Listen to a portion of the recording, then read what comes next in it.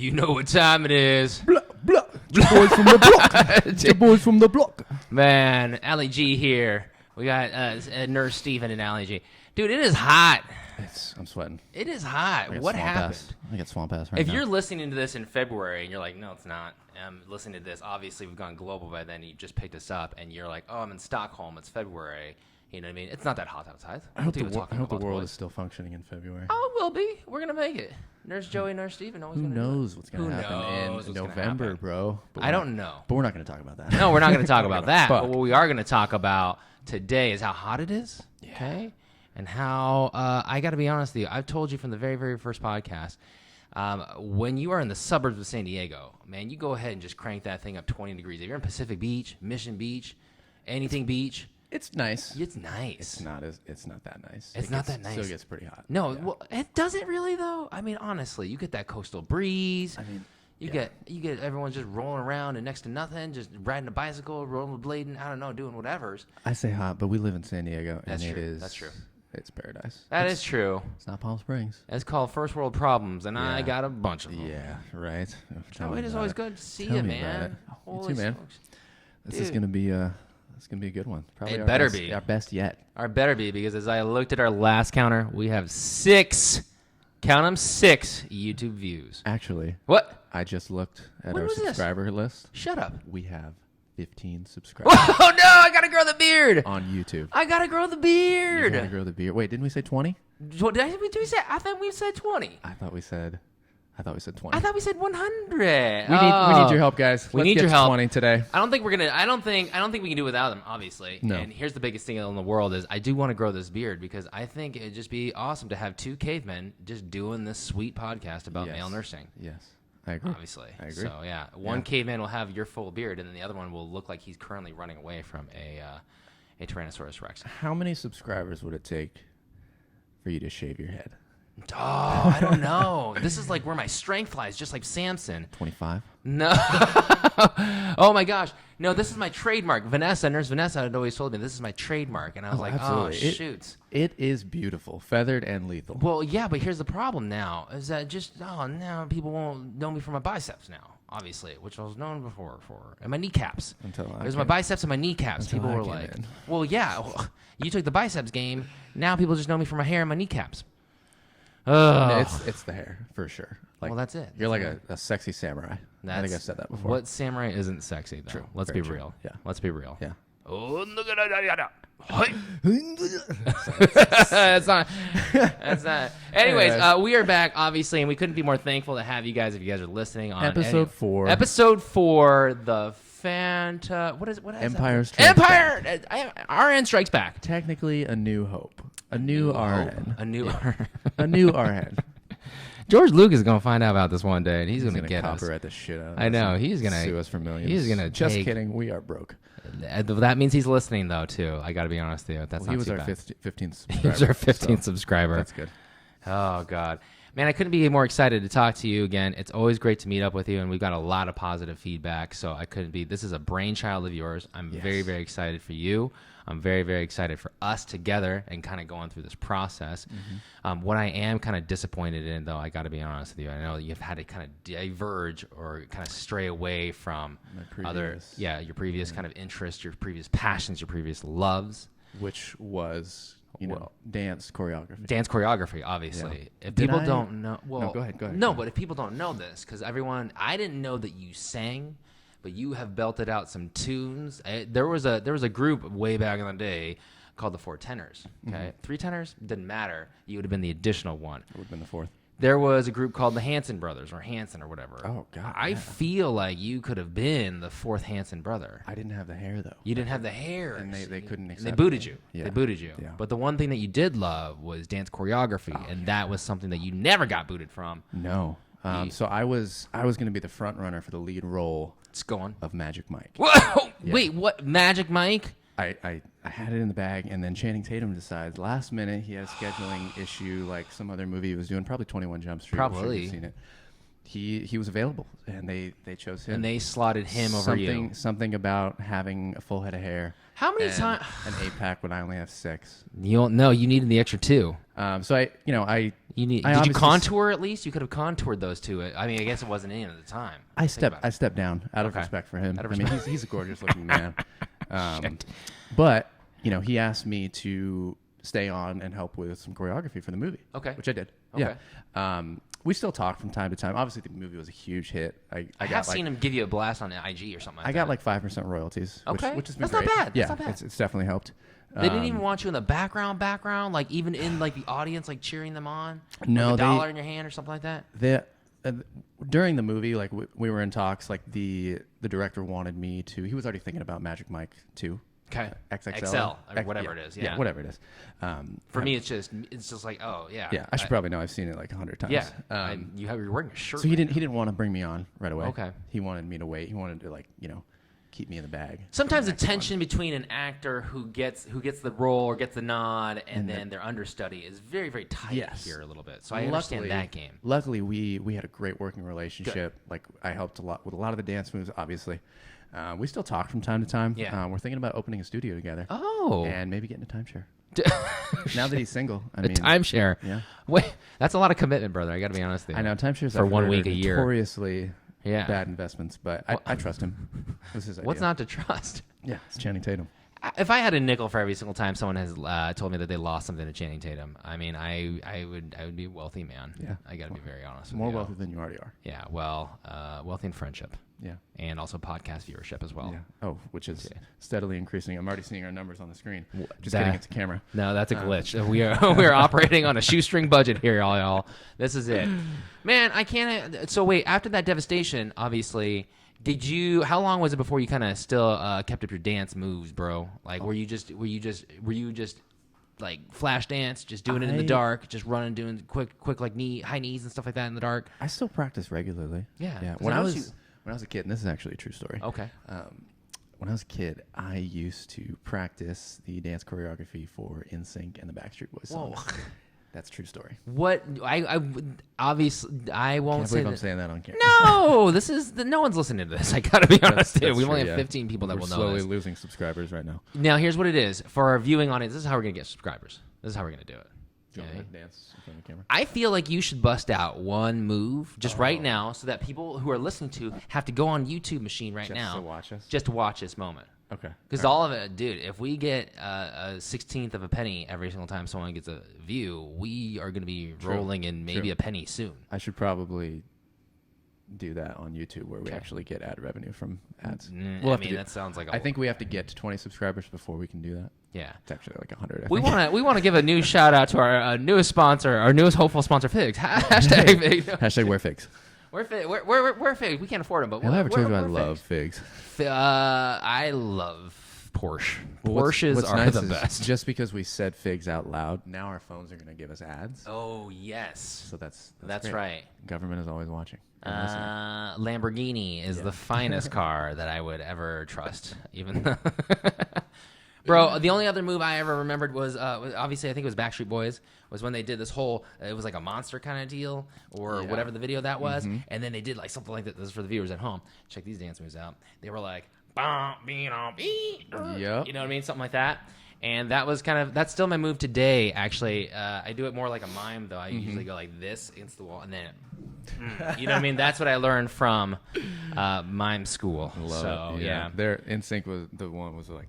Gee, I saw you do it, man. You got rhythm. Boys? I don't No, know. that was NSYNC. Bye Bye Bye was NSYNC. Sorry. know. I'm a Sorry for all the K-pop guy fans myself. listening who are very offended right now. That was NSYNC. No, that was definitely in sync. No, we don't want to offend anybody, and more than likely, the 98 Degrees fans out there, they're gonna be like, "Rrr," Well, you I mean, know, they're just second rate. dude, you got moves. Your is- shoulders were shaking, bro. I was just miming, like I was like, pulling myself out of something, out of a box or something like that. I was only partly kidding about dancing. No, you're 100% true about dancing, bro. If I I'll throw noticed it down. anything about I'll you, throw it down. well, yeah, I know. As long as I have some alcohol. Well, you don't even need that, man. I think you just need motivation, coffee. and also we need our 16th viewer. Hey, bro, I gotta be honest with you. I have noticed you a lot, kind of just chilling and hanging out, obviously in our emergency department, and I'm gonna be very, very serious with you. What was your past life, man? Obviously, I know we're talking about dancing. What did you do before all this, bro? Like, obviously, you're going to nursing school. That's, like, pretty much the main gist of it. A lot of it last podcast was me talking about me, okay? I think I do that too much. That was our most successful podcast, to be honest. I think it's just people were just wanting to be like, I hate him so much. More. I want to find out who he is. How do I attack him? Because I want to know what angles I can go some in. Ammunition. I know, exactly. Yeah. I hate him so much. How do I learn more about my enemy? And that's exactly it. Well, I mean, I know we talked on the first episode. I did, I still do personal training. Yeah. Teach yoga, kind of the health coaching, overarching, No, for sure. I've done that since probably 2014. Okay. And it's 2020 now. It is 2020 now. Is it? It's probably depending on when you're listening to this. Probably the worst year ever. It's definitely had its trials. Yeah. Getting into that role, obviously was, it was fun because, like I said, I had all these health issues growing up. Yeah. My body was just like beat to shit, and I went down a path of like trying to like recover and like improve my health, which obviously got me into like nutrition and fitness and health and stuff like that, which, eventually I was just like, okay, I really enjoy this. I'm actually feeling a lot better. Why don't I share this with other people? And at the same time, you can make decent money as a personal trainer. Like I charge people, $50 a session for an hour. That's pretty good, actually. I gotta be honest with you. It's not a bad rate. But I offer discounts if people want to pay in advance for like a month. But I knew like going into that, like personal training is there's obviously like some bro, like, just like fucking douchebag. Like it's if I look at it from an outsider's perspective. You think this guy's just trying to sleep with all his clients? Well, I think it's a very, very male dominated culture. Obviously some of the most successful people in it are not men. No. A lot of them are females. Exactly. And I know that it's a very, very, you think about the days of the most iconic person, if you ask me, is Arnold Schwarzenegger, but I know Ronnie Coleman's out there. I know a lot of other people but it's a very, very male dominated industry, kind of place, it can be. I feel like the males in the industry have the most like stigma. Like they get the most flack for it. Sure. Like females, females too. Like oh, you're just putting your body out there. Oh, you're just taking pictures of yourself all day and like advertising on Instagram and trying to get people. Which, I mean, you have to practice what you preach. I'm sorry. Yeah. Like there's no way about it. Like if you can't be a personal trainer and be 50 pounds overweight and think people are going to take you seriously. Yeah, it's the same for everybody. You can't be that nurse and then all of a sudden just, crush pizza, smoke a cigarette, and drink a beer on your lunch break and be like, there are those. I feel like that industry, like our industry is changing too. Nurses are getting healthier. They're realizing that like, hey, taking care of myself will make me a better nurse. Absolutely. And help me care for my patients better. Absolutely. So, but going into it, I was a little nervous about that. Like just getting that kind of like, oh, you're just a personal trainer. You like, all you care about is lifting weights and, Did that initially entice you, though? I mean, think about this. Like, I imagine you were in your 20s when you were still... I mean, obviously, you're 22 right now. But, like, I imagine you were... We're always 22 here. Always. But no, I imagine you were in your young 20s, your developmental 20s, and then sometimes I model myself after a sports culture because you see that masculinity, you see that global understanding that these guys are great. Look how great all these iconic players are. They must be good people, right? They have good bodies. They're also able to think critically and also perform in these athletic feats. You know what I mean? Those are all big positives for me. And that's why I kind of really, really lean hard into the the sports culture. But for you, it was just like, I don't know. Is that what kind of initially attracted you? And well, yeah, because I played sports all growing up. Sure. I played baseball all the way until high school, which I loved. I fucking hate watching it because it's so boring now. Like just not being able to participate in it is probably a whole different thing. Exactly. Right? I'll go to a game, but like I'm just there to drink and hang out with my friends. I'll watch, but like playing sports all growing up. Like I did a little bit of soccer, baseball. Never did football because obviously I'm not a very big guy. And you'd be the kicker, like myself. I would probably be like a safety. A safety. Yeah, because I'm fast. No, okay, good. I would be the kicker. And I have no idea. I would not be the kicker. I jump really high. Damn. But yeah, like sports all growing up. Obviously, like my body, like feeling the way it was, just wasn't normal for me, and I hated it. And I wanted to get back to how I felt when I was younger, like that, like being an athlete, being strong, because I knew that like having that like physical, fitness translates into so many other things. So many things. Mental, like emotional, all this other stuff. Like confidence. Exactly. Yeah. Just having like the will to do something, the drive, the energy. For a lot of people, like they don't have a lot of energy because they don't like take care of themselves. They don't work out regularly. They don't get good sleep. Not just getting sleep, but like the quality of your sleep is so important. Oh, absolutely. So like that's what really drove me into like getting into it. In addition to like having, all these health issues No, that I for wanted sure. to like fix. I'm still saying like a lot. No, but here's the deal, though, because I think a lot of our colleagues and our coworkers that didn't know this portion about you, didn't know what your private passions were, obviously besides male stripping and dancing, Yes. Yeah, obviously. is that, like, you know, they look at you and you're a specimen, brother. I mean, I don't know what your body fat percentage is, but it's certainly not like 34% like me. It's in the negatives right now. Yeah, it's in the negatives, bro. You're shredded. But at the same time, like that's like a model. So if somebody had questions about something, and not health related, like on the healthcare related side, they say, "Hey man, your biceps look big, man. How do I got big biceps? What's your routine, right?" Yeah. It's like they feel comfortable enough with you to kind of offer that, and you have that perspective from being from. I feel like this. A lot of times people associate kind of like insecurities with being maybe overweight or something like that. I know a lot of people that are maybe not in the tip-top athletic condition, but they're certainly confident as all heck. And that's awesome. Yeah. But one of the bigger parts is that you kind of came from a perspective where you may be not feeling so good about yourself. Yeah. And so you can identify with being in that insecurity moment. And so if someone came up to you because they were insecure about portions of their, themselves, whatever that may be. Yeah. But yeah, talking about, but if we're going to focus on the physical, they could come up to you and talk to you. Hey man, I'm trying to get they'd come up to me all the time. Hey Steve, how do you get your kneecaps all beautiful like that? You know what I mean? You know, what do I got to do? You know what I mean? But yeah, for you, it's like they could talk to you about that. And you could help them kind of process that and kind of come through it, and especially with their clients, dude. Yeah. Well, I mean, imagine that. I have 4 coworkers that are now my clients. Oh, that's awesome. Yeah. That's I awesome. won't say their names on No, camera. no, that's them, baby.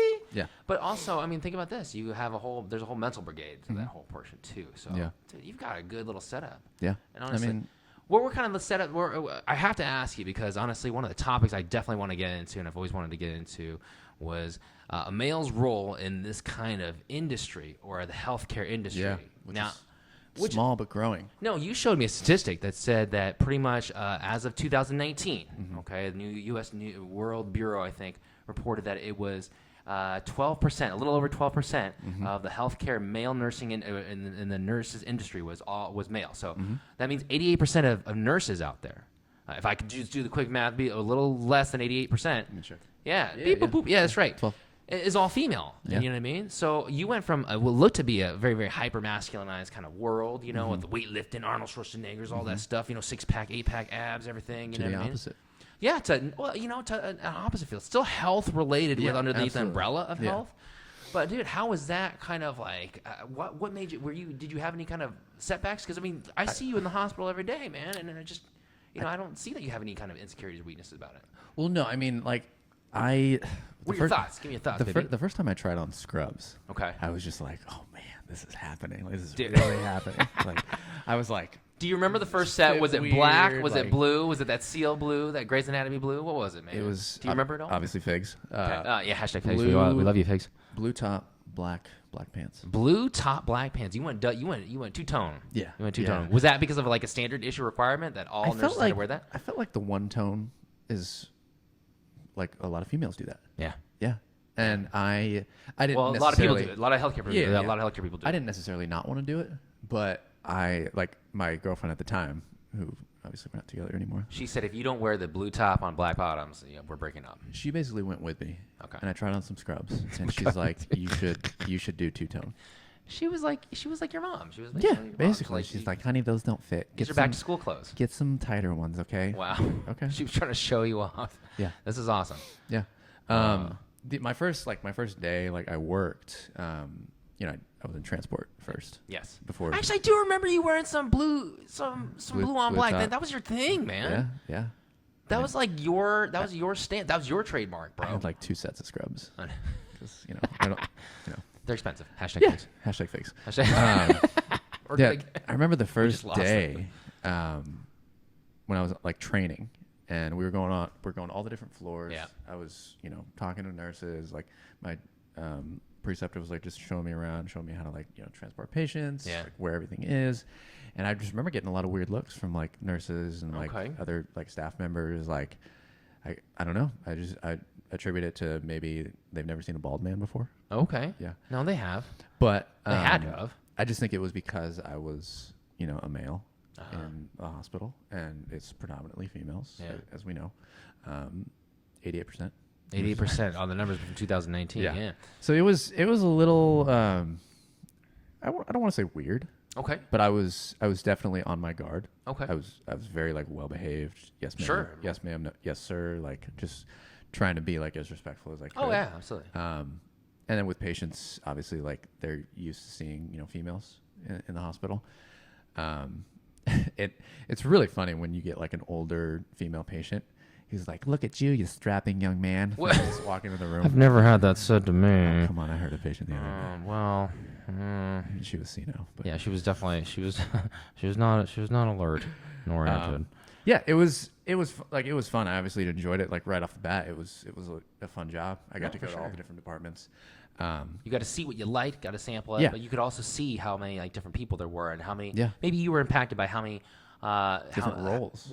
But how little role models you had as like a male, like being in the healthcare industry. Oh yeah, it's pretty much all females. Yeah. Yeah. Well, and I will tell you that our parent company is very, very diverse. That's not, but just by the numbers alone. Yeah. Yeah. And what we're trying to talk about here is our experiences. Whether or not this is your experience, wherever you're listening to it, we certainly are just kind of trying to attribute. Hey, this is some of the encounters that we've had as two very, very well-behaved individuals, just kind of making it through an industry that necessarily we're not technically used to, or we weren't necessarily acculturated to until we had to kind of just jump into it, right? One of the greatest things in the world that I have kind of experienced for myself here a little bit is that you have gotten a really, really great flavor of people, right? There's so many different diverse people, not talking about races, we're talking about the genders and like maybe orientations as well, and personalities. Yeah. And with that, you learn so much, right? I always told you a story about how I like I started off at Fox and I was working in the sports division and I was like a Fox Sports Net. Okay. One of my biggest things in the world was before that I was working in baseball and then also with a professional basketball team. So I was like, okay, great. But then that too in and of itself was almost a little bit of a reverse where if there was a female there, it was probably in the same percentage where there was probably about, it was like a 10% kind of thing, meaning that like when I stepped into nursing school, there were 6 men and then there was out of a class of 60, out of a cohort of 60. So it was 10%. Yeah. Wow. And so, and then out of us 10 kind of people on the line at Fox, there was 1 woman and there was 10 of us. So it's just kind of like, it was almost the complete reverse opposite. Yeah. Now, what I had learned was that there's different practices, but it's healthcare versus television. Of course, there's going to be different practices, right? But what I also noticed, there was a different way of operating, communicating, thinking, right? Not in a bad way, and not necessarily in the greatest way either. It was just something that I am so lucky and I feel so fortunate to have had both sides of the coin here. I know that there are dock workers and really, really blue collar people, and in a stereotypical fashion, maybe those dominated by men, and they only can think that way, work that way, believe that way, and they're tracked that way for their whole career. Like you and I, you being in personal training and also that fitness world, obviously that male dancing world. What you have is just you'll have a huge breadth and also depth of kind of like understanding about 2 different styles of communication and 2 different very, very different levels and 2 different very, very platforms as well. And that is just a huge gift to you, honestly. Yeah. And I think the stigma behind being like a male nurse is like you have to be more in touch with like your emotions, which I don't think is a bad thing. I don't think it's a bad thing at all. There's nothing bad about that at all. Yeah. And it helps you and like kind of like seeing how you feel like when you're helping like a patient that's like obviously like maybe in hospice care, stuff like that. You really have to like empathize with them and like kind of, come to their level and say, hey, I'm here for you. It's okay. Yeah. And that has so many benefits. Like just like women, like men have emotions. Absolutely. We're not very good at expressing them, but I feel like being a nurse and being in healthcare has taught me the value of that and being able to empathize with my patients and, be emotional in a sense and like wanting my patients to get better. Yeah. And I think that's a huge thing. I have to say this though, it's not maybe that men are not necessarily bad at showing those emotions. They may be good at it. I don't know. I think socially here in America, I'm only talking about here, maybe in America, but we live in this kind of culture, right? Where it is maybe not as open to being expressive, right? Either you're stereotypically called certain names, demeaning names or something like that. Yeah. If you're soft and sensitive, right?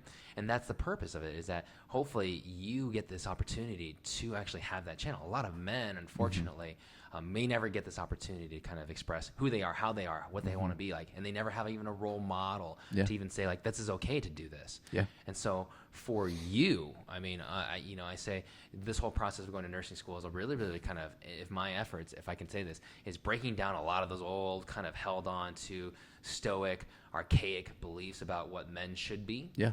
And as you get to know your colleagues as you're going through school, and they are maybe emotionally expressive, maybe some of them aren't, maybe some of them are and females are allowed to be unemotional too. They can be as cold-blooded as anything else in this world. Killers. Killers, absolute killers. And we know some of the killers. We know killers. some of y'all. Yeah. We know some of y'all. But one of our biggest things is that it almost allows you to kind of release these bonds about, how do I say this? Like these social bonds, these social kind of break through shackles that kind of keep you down, right? Yeah. And they keep you in your lanes, and you're allowed to kind of go to whatever lane you feel like going to. Yeah. And especially that's so important right now, especially in culture. Yeah. And that's so important right now to like identification. And there's so many different nursing jobs. Oh my gosh. That are like more male like oriented. No, for like sure. like ICU, ER, especially. Like we have a lot of males in the ER that we work at. It's where we all kind of congregate. Yeah, exactly. Like it's definitely more than like you see up on the floors. Yeah. Obviously, it attracts like that, like kind of aggressive, like go getter, like Sure. high intensity like person, and obviously more men that get into the industry and want to do things like that. Yeah. Just like me and you. Bro, you sent me this article from nurse.org, okay? And we're kind of reviewing why nursing is a great choice for men. And I will tell you that some of the big kind of things are the sites that everyone kind of congregates to is CRNA, Yeah. obviously emergency department, ICU. There was even flight nurse, but it's all these kind of like Flight nurse would be awesome. flight nurse would be awesome. Mentally, if you can do it, if you're also skinny enough and thin enough to kind of squeeze in that little whatever, like little cockpit or whatever it is, I don't know what it's called. You know what I mean? I am not. But yeah, it's just, that's what it is. It's a wonderful opportunity. But these are all those kind of type A kind of jobs, I feel like, where it's all you're going on red line sometimes. You know what I mean? You're like, oh, okay, it's either this patient, 0 to 100. 0 to 100. Yeah. It's either this patient does well or doesn't do well. And how are we gonna do this? Yeah. Let me ask you something. Are you interested? What's like the thing that you want to do right now? As far as like when I finish school. Yeah. You finish school. Obviously, you got to do your time somewhere. Learn ropes. Learn the basics about something. I wanna go back to the ER eventually. You love obviously. You love emergency medicine. It's fun. It is fun. It's quick. It's fast paced. You don't really have to see the patients the whole 12 hours you're there. Like that's another nice thing. No. It's true. It's unless they're snowed out, which But I don't think ICU would be for me, to be honest. You're either one or the other. Yeah. You're either one or the other. Yeah. Just because like I like the fast pace, like the Tell me your stereotypes about the ICU. Go ahead, Joey. No. Here we I go. don't want to get into that. No. But like honestly, it's good that you've already kind of made a goal or a North Star here, and that's kind of the path that you're gonna follow here. Also trauma nurse. Trauma would be really fun. Dude, it would be fun, man. Yeah. I've seen you do a lot of trauma stuff. Okay, you go in there. Obviously, you kind of are the assist person, right? You're the trauma tech when you're in there, right? And what does that kind of comprise? Maybe some of our listeners don't even know, but obviously you're doing CPR if you have to. That's the most basic thing I think you would do. But what else do you do? Patient comes in, you get him on the gurney, hook him up to the monitor, cut the clothes off, take a temperature. Trauma naked as we call it, and then just supporting the doc, or who's like doing the assessment. Helping him like roll the patient, stuff like that. Taking him to CT, taking him back, helping him move around for X-ray. It's a lot of fun. It's very fast paced. It's not for everybody. But most of the people that work in the ER, all the techs, like they like doing trauma. No, There's a few that don't. I think that's the reason why they get pulled into that world. You don't get pulled into that world if you don't have the slightest bit of interest. It's a lot of fun. If I'm ever there and I'm not assigned to like the trauma section. And, you want to be assigned. And there's a tech that like is maybe really busy or like doesn't want to do traumas. Yeah. I always volunteer. I'm like, hey man, if you want me to cover trauma, I can. I love it. Yeah. I love it. Just because I want to do it. Yeah. It gets you going, man. I'm telling you. It's fun, and you learn a lot, and you see a lot, and it makes you that much more like well-rounded as far as like your skill set. Yeah. And seeing like obviously the gnarly stuff that happens in the trauma room, like chest tubes, stuff like that. But you also see a lot of like pretty critical stuff. Yeah. Like gunshot stabbing, stuff like that, which, can get to some people depending on like what the injury If it doesn't is. get to you, ideally you've either been in the job too long, or maybe you're a little calloused, and you do need to take like a little bit of a step back. Yeah. But it should never get to you to the point where it prevents you or stops you or seizes all activity from you doing. Dude, how hard is that, man? Because I feel like, and I say this really openly, when you see that happen to anybody, there's something inside of you as a man, or as a human being, but as a man specifically, because we're two men talking to you. You get angry and you want to angry and you want to enact justice, right? Yeah. You want to be like Batman. You want to do vigilante justice on somebody like that. I'm Batman. Harvey. Storm's coming. Why do you? Oh, no, it's Bane. That's Bane. Oh. You think darkness is your ally? I really, really hope the best for that individual. My gosh. I will tell you this. How many times on a weekly basis do you see something that makes you only want to invest more into this because you want to help more, give more, do more, and be more, right? Yeah. Be the change in the world that you want to see, or be the change in the world that you... Yeah, but it's like you can't do that unless you are... I don't know. You have to be moved by something initially, I feel like. And then that's a spark. That's a catalyst. I think that's why a lot of men are getting into nursing now. Talk to me. They see like maybe like a family member dying, and they see a nurse like just being like the greatest person ever taking care of them. Maybe that's like honing in on something. Yeah. Or they see like a gnarly car accident, like or a shooting or something like out on the street, and they see like paramedics, firefighters come in and just like swoop in, like do all this stuff, take them away. Like, holy shit, that was intense. That was awesome. But and I think that's why it drives a lot of males into the industry, especially emergency medicine. Yeah, it's very tangible. It's very like immediate, like the gratification. Sure, absolutely. And that's why I like it, because it's like you can help somebody right away. Nothing gave. I don't do drugs. Never done drugs. Nothing gave me more of a high in life though. When you did a CPR, you're in a code situation. Yeah. You're doing CPR and you don't bring them back, but you at least got that pulse back. Like that was like, to me, touchdown. You know what I mean? That was me. Great. Goal. Yeah. That was me. And like that was my victory. Being a tech, like you're actively doing compressions. Yeah. And then the next pulse check, they're like, we got pulses back. It's a good feeling. It's a good, dude. It gets you a natural high. That not like, everybody loves it. Sometimes the doc's like, oh god, here we go. No. But if you're talking about something that's tangible, something that's intangible, really, but something that's like emotional for you and something that's connected to you, I will tell you this. You hit on such a great point. I do think that we are in such a different state, right? Like I said, the article in and of itself said, hey, nurse.org said, hey, man, nurses on the rise, male nurses on the rise. They're almost a little bit above 12%. You're like, that's good, but it's still low. What was it before? I don't know. Maybe it was 4% below. I don't know what it was. Those are huge gains if that was the case. But I will tell you that so many people now, with obviously economic crises that were going on, health crises that were going on, well, in 2008, those health crises, economic crises that were going on, so many people now are saying, hey, if I'm going to do something, if I'm going to give of myself something, if I'm going to spend time doing something, being something, trying for something, I want to make sure that it's lined up with what I want to do, what I want to be. It's passionate. Yeah. It's passion, right? They'll gladly take, and I'm not saying everybody, but I'm saying I would gladly take dollars less, right, to do the thing that I wanted to do more, right? Because it's fulfilling. It's fulfilling, right? If you don't feel empty. You always see like that. It's not the Norman Rockwell painting about a family just sitting around a good old Thanksgiving turkey day dinner. And I'm like, okay, having good. What I think of in that time period is really somebody going back into West Virginia. And I have ties to West Virginia. So it's like I see people going into that beautiful countryside area, okay? Beautiful rivers, beautiful lakes, beautiful everything, right? Like running little rivers. And then you see people just covered in soot, going underground for 12 hours a day. I'm not saying that they didn't enjoy it. I'm not saying that that wasn't rewarding for them. I'm not saying that they didn't get some personal pride or passion out of what they did. They're the backbone of fucking America. Yeah. But at the same time, if someone's going to say, well, if that's not what I wanted to do, but I'm going to have to do something like this for the rest of my days, I want to make sure it's something that I really line up with. Yeah. And that's how I feel like your view or your vision or your feeling, when I'm feeling your energy, that's how I'm feeling about you in healthcare and you in nursing right now. And I really, really love it. Yeah. 10 years ago, I was licensed 10 years ago, right? The view on a male nurse was very, very different. Oh, yeah. Okay. You probably know. What was that? What was that show? What was that show with Ben Stiller? Ben Stiller. What was that movie? Ben Stiller. Meet the Parents. Yeah. Meet the Parents. Fokker, right? Yeah. Gaylord Fokker, right? There's so many connotations to that. You're laughing right now because it's a comedic beat, and it's been a comedic beat for a long time. I laughed at it. I remember seeing that movie in the early 2000s. Male nurse, huh, Fokker? I know.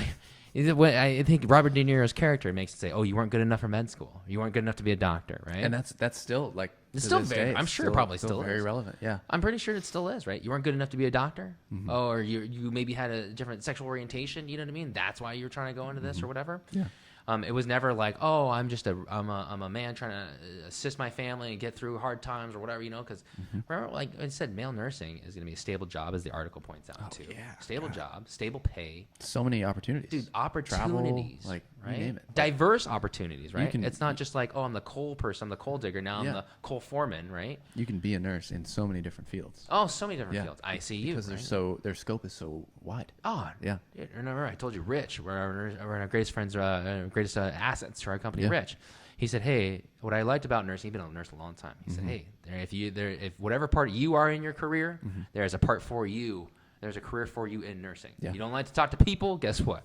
OR. They're already asleep. You know what I mean? You want to be involved? You like little kids? You know, you mean want to be a part of the birth process? Want to be part of the death process? Yeah. You mean there are places for you to be. You know what I mean?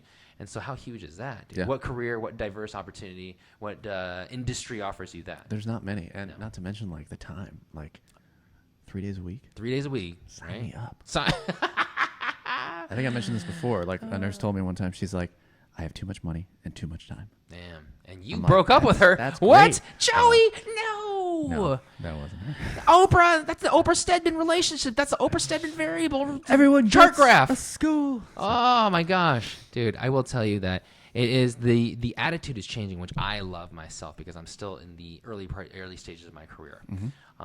I didn't necessarily feel like I failed out of med school. I didn't necessarily feel like I aligned with any one particular type of stereotypical view about sexuality and or gender, whatever it may have been. What I was an individual looking to make sure that I never moved back into my parents' house again. Never felt that sense of failure. Yeah. Never wanted to be in a bad spot where I could not dig myself out of. And so, dude, for you, having been, obviously we're both 22, for you being so young in your career, knowing that that's what's that's that carrot that's at the end of that stick. You know what I mean? You just got to plod along this course. You know what I mean? And even on your worst day, you're still doing better than most people will ever. Yeah. Still doing something that, you can make a difference in. Oh my gosh. Yeah. It's huge. Yeah. I will tell you a little while ago, I ran TPA. TPA is a medication that breaks down blood. We're just trying to simplify this as best we can. Someone's having a stroke, right? And they have a blockage somewhere in their brain that's preventing them from moving extremities. Short or long, you give them this medication. Hopefully, ideally, wistfully, it works and it breaks down that clot and allows flow or blood flow to kind of reassociate back to parts of the brain. Thus, hey, I can move my arms again. Yeah. Turns. Yeah. All right. Obviously, that's your first pathophysiology class. Very in detail. Can't wait. I'm ready for you, Stanford. 2 weeks. 2 weeks. Professor Stevens shows up. Hey, guys. Oh, God. If you were my teacher, that would be awesome. Yeah, except I'd show up in probably a tank top and beach shorts and be like, hey, guys, what's up? It's all going to be online for now, so I'm doing the exact same thing. I guess you'd be in beach shorts. Yeah, as long as you're in, I guess, a normal, like a shirt on top. You got to wear your scrubs for online class. Fuck you. Is that what they really make you do? I hope not. I haven't found out yet. Oh my gosh, you kind of scared me a little bit when you said that, but I get it. Rules are rules. Remember, that's part of nursing school. Gotta follow their rules. That's how it is, right? And it was like I was like, oh, smokes, and then that's the stuff that always keeps me in it because you can see results. Yeah. And like you don't tangible.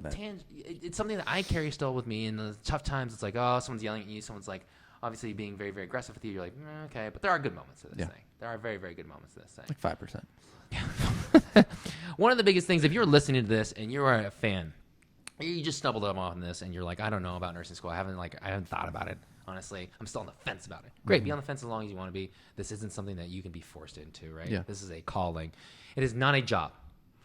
It is not a paycheck. Punch in and punch out. It's not a paycheck. Yeah. Okay, this is a lifestyle. All right. Yeah. So beyond the career, beyond the money, beyond the paycheck that you would normally receive, would I still be caring for people afterwards? Would I still want to do the best, wish the best, want for the best, and give the best that I possibly could to my fellow man that was in need? Health-wise, I don't know about money. I don't know finances. I don't know spirituality. You know what I mean? But what I do know is this, and then of course I would still give whether I was receiving a paycheck or not. You know what I mean?